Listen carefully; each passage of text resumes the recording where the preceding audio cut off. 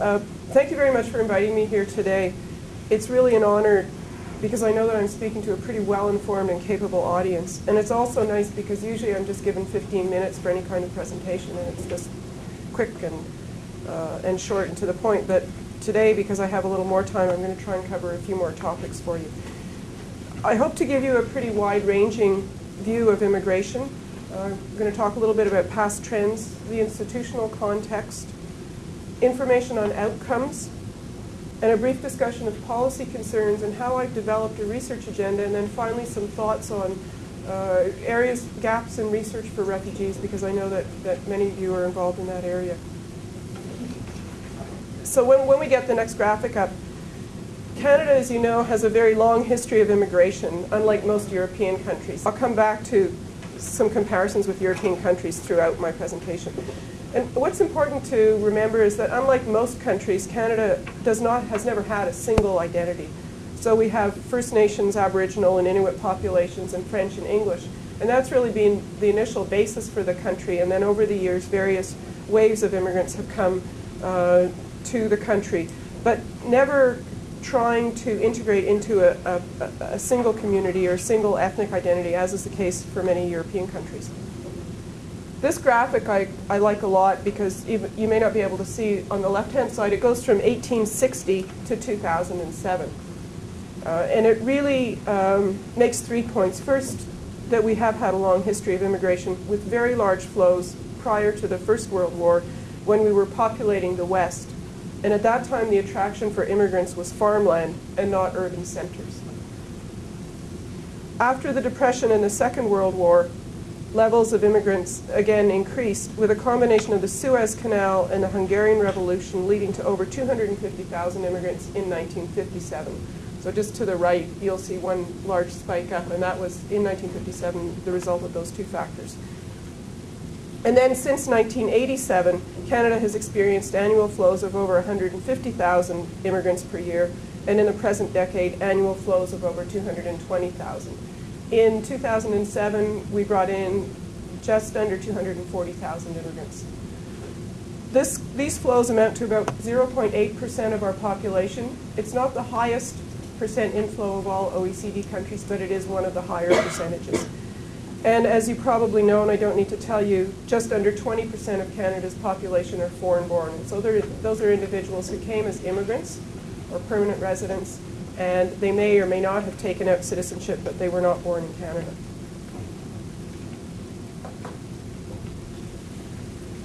A small number of countries in the world are referred to as traditional immigration countries. Canada, the US, Australia, and New Zealand are usually the ones who fall into that group.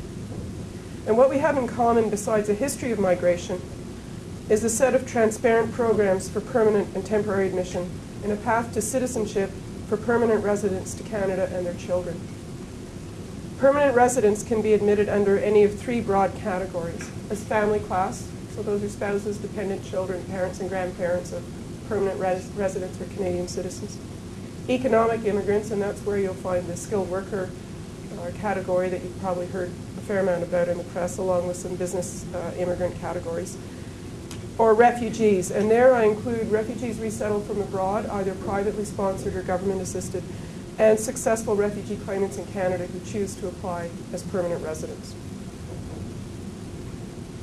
We also have very clear temporary resident programs. And permanent residents may be granted citizenship after 3 years of residency, so long as they meet certain other criteria. This access to citizenship is common in all of the countries that I mentioned, but it is certainly not the case for many European countries, where even the third generation may not have access to citizenship and the rights that go with that. And the other thing that I think is important to remember is the Canadian public expects immigrants to become citizens and to participate fully in the Canadian economy. We don't have any expectations of immigrants that are different from Canadian-born.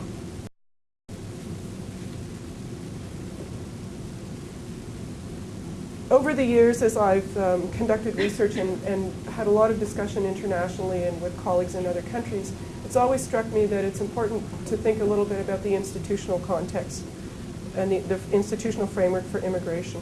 All too often, this is ignored, in particular when we make international comparisons. Or when we look at what's going on in one country and we say, well, why can't we do that in Canada? Why is it different? Canada has a number of pieces of legislation which provide the legal recourse to remove barriers for immigrant integration in a number of areas. In 1962, Canada introduced non-discriminatory legislation. Canada cannot place limits on the number of immigrants from any country or discriminate in other ways. And so all of our policies are neutral and silent with respect to particular countries. It is true that in some instances, and particularly with federal skill criteria, as we change the criteria, people from different countries may or may not qualify, but we are not targeting specific countries, and we don't have, as the U.S. does, country quotas and limits the way they manage those.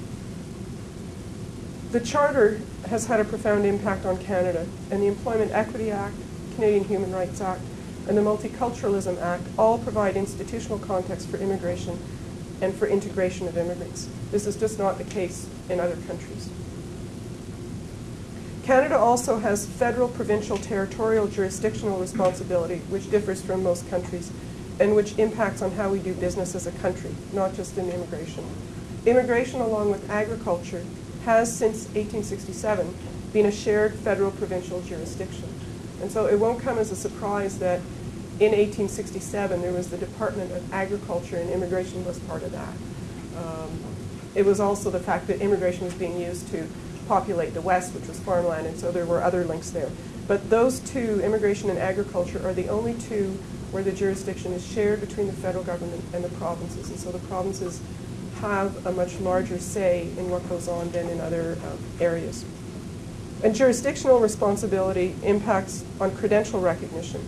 We often forget that moving from one province to another may be as challenging as somebody, for a Canadian, as somebody who's moving from another country to Canada in terms of having credentials recognized.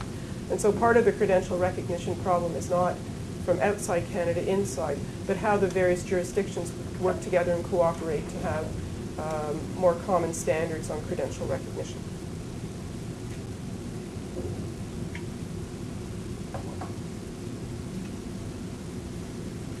This data is from the census, and it shows for the various censuses from 1971 to 2006 the proportion of immigration in the previous five-year period from various world areas. And so the maroon at the bottom is Asia, and the one that you can't see that disappears is Oceania. But as you know, and as this graph shows quite markedly, source countries for immigration have changed very significantly in the past 40 years, from predominantly European to predominantly Asian. There are a large number of reasons that play into this shift, and I won't go into them, but the shift has had a significant impact on the outcomes of immigrants who now come from countries where English or French is not the mother tongue, where educational systems differ, and you will appreciate this, often the subject matter is not the same. And if you think of law or economics in some of our major source countries don't translate very well into the Canadian context. And so people come with degrees that they may have difficulty using when they get here. And also the workplace and the workplace culture is different in our main source countries now than it is from European countries. When you see results by source country, often what you see, and you see that now, is that there's very little difference between Canadian-born and immigrants from Western European or Australia or New Zealand or the US. But there are differences from Asian countries, and we'll come back to that, and I'm sure that will be a topic in the questions after.